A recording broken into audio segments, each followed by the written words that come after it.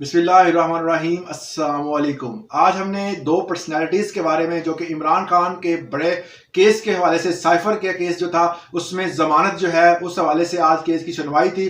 दूसरा नवाज शरीफ के हवाले से कि उनको बराह रास्त अब इंसाफ मिलना शुरू हो गया है। नवाज शरीफ के केस लगने से पता होता है कि इनके हक में फैसला आएगा और इमरान खान के जब केस लगता है तो हमारे जहन में यही होता है कि इनके खिलाफ फैसला आएगा। जैसा कि पिछले दिनों केस में एहतसाब अदालत में जब उन्होंने सरेंडर किया, तोशा खाना का केस था, तो उन्हें सरेंडर करने के साथ ही मोहम्मद बशीर साहब जो थे एहतसाब अदालत के जज, उनकी बहन की एक दिन पहले वफात हो गई थी। अगले ही दिन जो है वो फौरी तौर पर ड्यूटी पे आए। ड्यूटी के आने के बाद उन्होंने नवाज शरीफ को जो कि सरेंडर करके उस अदालत में बैठे हुए थे, फौरी तौर पर उनका केस सुना और उनकी जमानत मंजूर कर ली और उन्हें मचलके जमा करवाने और उनकी जायदाद जो थी उसको फ्रीज किया हुआ था उसको फौरी तौर पर रिलीज करने का हुक्म सादर किया। ये फौरी तौर पर इंसाफ जो है वो यहाँ मिलना शुरू हो गया था। जब वो पाकिस्तान आए भी नहीं थे तब जो है वो ये सिलसिला शुरू हुआ और अभी तक जो है वो सिलसिला जारी है। और दूसरी तरफ इमरान खान जो कि साइफर केस में जो उनका केस लगा हुआ था उसमें जो है उनकी जमानत मुस्तरद कर दी गई है और एक तरफ जो है वो एक मुजरम है जिसको इस हवाले से सजा हो चुकी है। डिफरेंट केसेस में वो जो मतलूब था, इश्तिहारी था, मगर उस बंदे को जो है फौरी तौर पर इंसाफ दिया जा रहा है और दूसरी तरफ जो मुलजम है उस मुलजम को फौरी तौर पर जो है वो इंसाफ नहीं मिल रहा, उस इंसाफ को डिले किया जा रहा है या फिर उसको सजा दी जा रही है। तो ये दोनों सिलसिले जो है वो एक दूसरे के साथ पैरेलल तौर पर चल रहे हैं। जो फैसला बेल में लिखा गया है वो बराह रास्त जो है वो असर अंदाज होगा क्योंकि बेल इनकी मुस्तरद हो गई है साइफर केस में। तो साइफर केस में जो है अब ट्रायल की जरूरत नहीं है क्योंकि बड़ी अदालत का फैसला जो होता है वो छोटी अदालतें फॉलो करती हैं।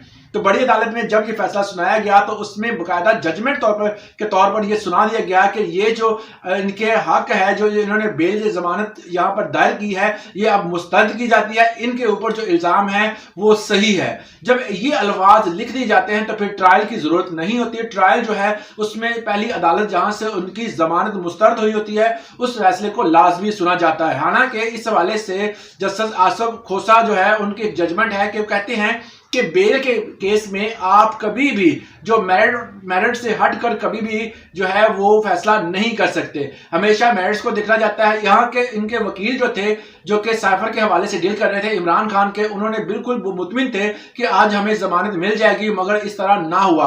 फौरी तौर पर जमानत मुस्तरद कर दी गई और एक ऐसी जजमेंट बता दी गई कि फौरी तौर पर यह फैसला किया गया कि ये जो इन पर इल्जाम है, इमरान खान के हवाले से जो इल्जाम है, साइफर के हवाले से जो इन पर इल्जाम है, वो बिल्कुल सही है और इस इल्जाम के बायस जो है इनकी जो जमानत है वो मुस्तरद की जाती है। हालांकि इमरान खान के ऊपर जो इल्जाम है वो दुरुस्त नहीं था या था। इस हवाले से यही जो फैसला जो था, क्योंकि 16 अगस्त को इनको गिरफ्तार किया गया था और गिरफ्तार करने के बाद जो है वो 16 अक्टूबर को फैसला जो है वो महफूज कर लिया गया, मगर 27 अक्टूबर को ये फैसला सुनाया गया। मगर यही इसी दूसरी तरफ अगर देखा जाए तो मोहम्मद बशीर साहब ने तकरीबन केस सुनने के 36 मिनट बाद जो है वो फैसला सुना दिया था। ये दोनों फैसलों में तजाद देख ले कितना है कि इमरान खान का 16 अक्टूबर को फैसला महफूज किया गया, 27 अक्टूबर को सुनाया गया, 11 दिन बाद ये फैसला सुनाया गया, मगर जो है वो मोहम्मद बशीर साहब ने 36 मिनट बाद फौरी तौर पर रिलीफ उनको दिया और रिलीफ देने के बाद उनकी तमाम प्रॉपर्टी को रिलीज करने का हुक्म सादर कर दिया।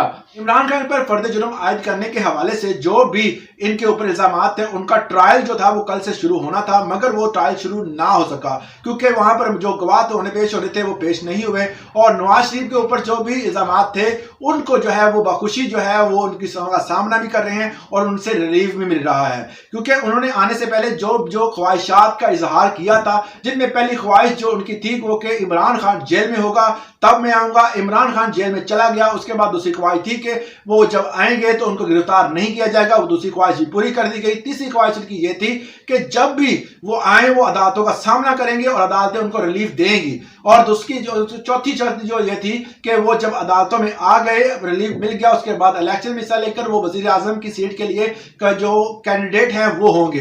तो ये तमाम शर्तें जो हैं वो आहिस्ता आहिस्ता पूरी हो रही हैं, बशर्ते ये है कि अगर इलेक्शन होते हैं, जब भी इलेक्शन हुए تو جو فی الحال لگ رہا ہے کہ وہ تمام تر جو صورتحال ایسی پیدا کر دی گئی ہے کہ ہمارے پاس ملک کے پاکستان کے پاس کوئی اور آپشن موجود نہیں ہے. اب صرف نواز شریف کا جھنڈا لہرا رہا ہے. تمام تر عدالتیں جو ہیں وہ ان کے ساتھ ہیں.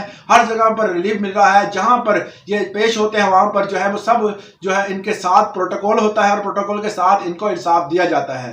اس حوالے سے اگر آپ کی کوئی رائے ہے تو مجھے کمنٹ سیکشن میں ضرور دیں. آج کے لیے اتنا ہی. اجازت دیں. اللہ حافظ.